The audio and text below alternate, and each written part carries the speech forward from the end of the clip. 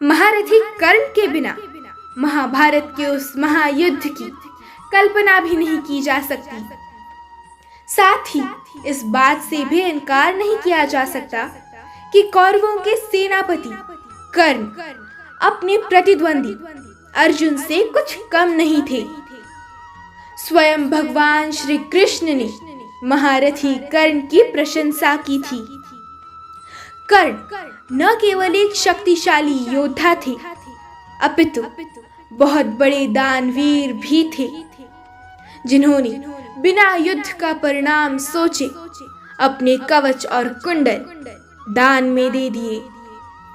कर्ण जन्म से ही क्षत्रिय थे, किंतु उन्हें एक रथ चालक ने पाल पोस कर बड़ा किया। इस कारण उन्हें सूत पुत्र कहा जाता था।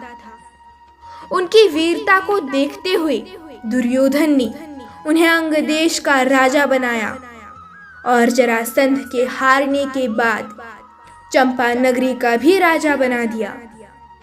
किंतु इस महान योद्धा का जीवन किसी तपस्या से कम नहीं था।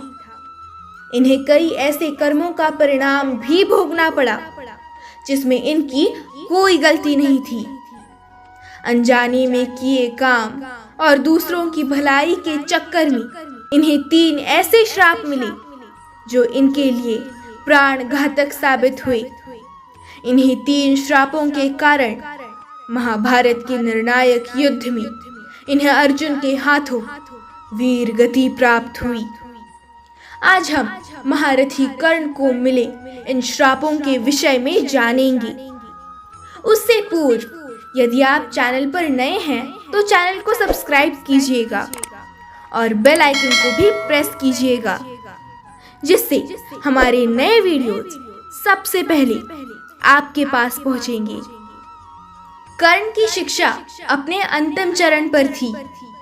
एक दोपहर की बात है, गुरु परशुराम कर्ण की गोद में सिर रखकर विश्राम कर रहे थे। कुछ देर बाद कहीं से एक भंवरा आया, उनकी दूसरी जंघा पर काटकर घाव बनाने लगा। गुरु का विश्राम भंग ना हो, इसीलिए कर्ण भंवरे को दूर ना हटाकर उसके डंक को सहते रहे। कुछ देर में भगवान परशुराम की निद्रा टूटी और उन्होंने देखा कि कर्ण की जंघा से बहुत रक्त बह रहा है। उन्होंने कहा कि केवल किसी क्षत्रिय में इतनी सहनशीलता हो सकती है कि वो भंवरे के डंक को सह ले, ना कि किसी ब्राह्मण में।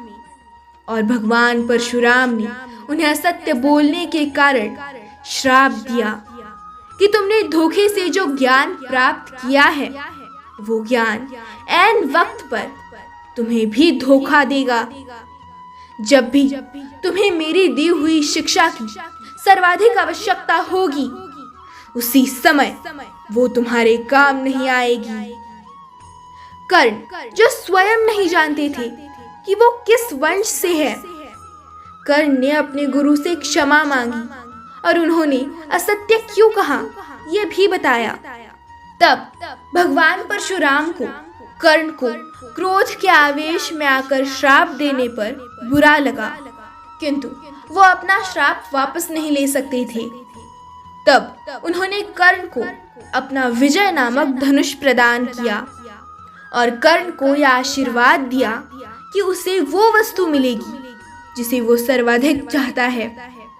उन्होंने ये भी कहा कि जब तक ये विजय धनुष तुम्हारे हाथ में होगा, इस संसार का कोई भी योद्धा तुम्हें परास्त नहीं कर पाएगा। भगवान परशुराम के आश्रम से जाने के पश्चात महारथी कर्ण कुछ समय तक भटकते रहे। इस दौरान वो शब्द भेदी विद्या सीख रहे थे। अभ्यास के दौरान उन्होंने गाय के बछड़े को कोई वनीय पशु समझ लिया और उस पर शब्द भेदी बाण चला दिया और बछड़ा मारा गया। तब उस गाय के स्वामी ब्राह्मण ने कर्ण को श्राप दिया कि जिस प्रकार उसने एक असहाय पशु को मारा है, वैसे ही एक दिन वो भी मारा जाएगा। जब वो सबसे अधिक असहाय होगा, और जब उसका सारा ध्यान अपने शत्रु से कहीं अलग किसी और काम पर होगा। आंध्र की लोक कथाओं के अनुसार एक बार कर्ण कहीं जा रहे थे, तब रास्ते में उन्हें एक कन्या मिली जो अपने घड़े से घी के बिखर जाने के कारण रो रही थी। जब कर्ण ने उसके रोने का कारण जानना चाहा, तब उसने बताया कि उसे भय है कि उसकी सौतेली माँ उसकी इस असावधानी पर रुष्ट होंगी। दानवीर कर्ण ने तब उससे कहा कि वो उसे नया घी लाकर देंगे। तब कन्या ने आग्रह किया कि उसे वही मिट्टी में मिला हुआ घी चाहिए और उसने नया घी लेने से इनकार कर दिया। तब कन्या पर दया करते हुए कर्ण ने घी युक्त मिट्टी को अपनी मुट्ठी में लिया और निचोड़ने लगा ताकि मिट्टी से घी निचुड़कर घड़े में गिर जाए। इस प्रक्रिया के दौरान उसने अपने हाथ से एक महिला की पीड़ा युक्त ध्वनि सुनी। जब उसने अपनी मुट्ठी खोली तब धरती माँ को पाया। पीड़ा से क्रोधित धरती माता ने कर्ण की आलोचना की और कहा कि उसने एक बच्ची के घी के लिए उन्हें इतनी पीड़ा दी। और तब धरती माता ने कर्ण को श्राप दिया कि एक दिन उसके जीवन के किसी निर्णायक युद्ध में वो भी उसके रथ के पहिए को वैसे ही पकड़ लेंगी जैसे उसने अपनी मुट्ठी में उन्हें पकड़ा है, जिससे वो उस युद्ध में अपने शत्रु के सामने असुरक्षित हो जाएगा। इस प्रकार कर्ण को 3 अवसरों पर 3 श्राप मिले। दुर्भाग्य से ये तीनों ही श्राप कुरुक्षेत्र के निर्णायक युद्ध में फलीभूत हुए, जब वो युद्ध में अस्त्रविहीन, रथविहीन और असहाय हो गए थे। महारथी कर्ण को मिले विविध श्रापों का प्रभाव कुछ इस प्रकार हुआ। कर्ण गुरु परशुराम के श्राप के कारण ब्रह्मास्त्र चलाना भूल गए थे, नहीं तो वो युद्ध में अर्जुन का वध करने के लिए अवश्य ही अपना ब्रह्मास्त्र चलाते और अर्जुन भी अपने बचाव के लिए अपना ब्रह्मास्त्र चलाता और संपूर्ण पृथ्वी का विनाश हो जाता। इस प्रकार गुरु परशुराम ने कर्ण को श्राप देकर पृथ्वी का विनाश टाल दिया। धरती माता का श्राप ये था कि कर्ण के जीवन के सबसे निर्णायक युद्ध में धरती उसके रथ के पहिए को पकड़ लेंगी। उस दिन के युद्ध में महारथी कर्ण के रथ का पहिया धरती में धंस गया।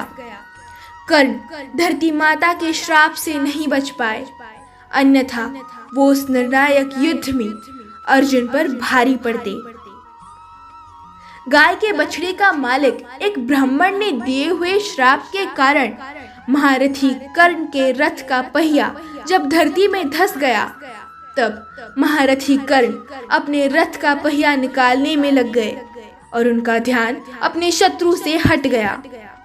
इसी का फायदा उठाकर भगवान श्री कृष्ण के कहने पर अर्जुन ने महारथी कर्ण पर बाण चलाया और उनकी मृत्यु हो गई। इस प्रकार भगवान सूर्य नारायण के पुत्र होते हुए भी महारथी कर्ण को मिले हुए श्रापों के कारण उनके अंतिम समय में उन्हें मिले सभी श्राप फलीभूत हो गए और महारथी कर्ण महाभारत के युद्ध में पराजित हुए और वीर गति को प्राप्त हो गए। जय श्री कृष्ण।